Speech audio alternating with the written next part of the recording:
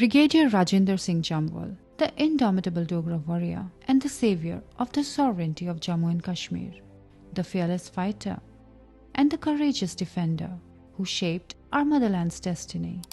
My poetic tribute to the braveheart I call the Lion of Samba. When the Shivaliks echoed with pride and the dawn drew near, a mighty Dogra knight was born. The winds blew with cheer.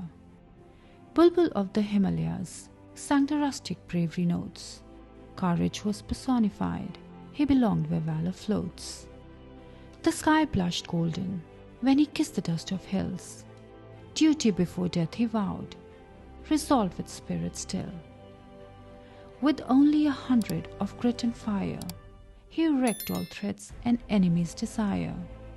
He burnt all bridges and broke all trails, fought for his sacred land, saw that honor prevails. His motherland's call he could hear in war cry. The gallant Dogra soldier, for his people he could die. The gods of the hills ushered triumph on him, and martyrdom hailed his victory. The immortal figure of fortitude, his name got etched in history. Jai Dogra, Jai Jammu.